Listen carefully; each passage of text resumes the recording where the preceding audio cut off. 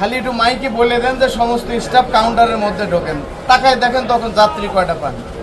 এই ঈদের বাজার ছাড়া অন্য সময় আমরা ভালো চলি। গাবতলী বাস টার্মিনালে আমরা দেখতে পাচ্ছি যে যাত্রীর সংখ্যা কিছুটা কম, বিশেষ করে যেসব যাত্রীগুলো আরিচা ফেরি পার হয়ে যশোর অথবা খুলনার দিকে যাচ্ছে সেসব কাউন্টারগুলোতে আসলে একদম ফাঁকা দেখতে পাচ্ছি এবং সেগুলোতে আসলে যাত্রী নেই বললেই চলে। তবে উত্তরবঙ্গে যাওয়া যেসব বাসগুলো রয়েছে সেগুলোতে কিন্তু আমরা দেখতে পাচ্ছি যে যাত্রী চাপ কিছুটা রয়েছে। খালি একটু মাইকে বলে দেন যে সমস্ত স্টাফ কাউন্টারের মধ্যে ঢোকেন, তাকায় দেখেন তখন যাত্রী কয়টা পান। এই যেমন একটা স্টাফ খালি একটু মাইকে বলে দেন যে যত স্টাফ আছে যার যার কাউন্টারের মধ্যে ঢোকো, তাইলে বিচার বিশ্লেষণ করবেন তো কতগুলো যাত্রী আছে। ধরেন এই ঈদের বাজার ছাড়া অন্য সময় আমরা ভালো চলি। যদি কোনকে 600 টাকার ভাড়া যদি আমি 500 নিই তাও আমার লাভ, কারণ যাওয়া আসায় আসতেও পোষায় যাইতেও পোষায়, কিন্তু আসতে তো আমার গাড়িটা খালি, কারণ আমার দুই হাতে দুই পাশ দিয়ে পদ্মা সেতু যমুনা সেতু রেল চলতেছে। সেক্ষেত্রে দেখা যাচ্ছে 15 দিন আগেই তার ফ্যামিলি আছে পাঠাইতেছে। দেখছি যে খুব একটা চাপ দেখছি না, মানুষের আর্থিক অবস্থা তো খুব একটা ভালো না, যার কারণে সবাই তো ঢাকা থেকে ঈদ করতে যেতে পারবে।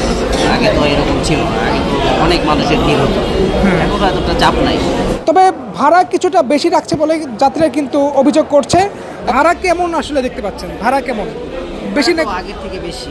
বেশি? জি জি, কত টাকা বেশি আসলে? আগে তো 500 ছিল, এখন বেশি নিচ্ছে। কত নিচ্ছে?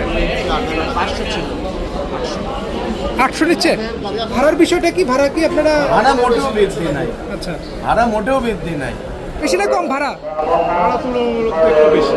বেশি। কত দিয়ে যাইতেন আজকে, এবার কত দিয়ে যাচ্ছেন? নর্মাল টাইমে 600 টাকা দিয়ে যাইতাম, এখন 750 টাকা। 750 টাকা নিচ্ছে। এবং কিছুক্ষণ পর আমরা দেখতে পাচ্ছি যে বিআরটি এর ম্যাজিস্ট্রেট এছাড়া সেনাবাহিনীর পক্ষ থেকে এখানে কাউন্টারগুলোতে তারা অভিযান দিচ্ছেন, তারা জিজ্ঞাসাবাদ করছেন।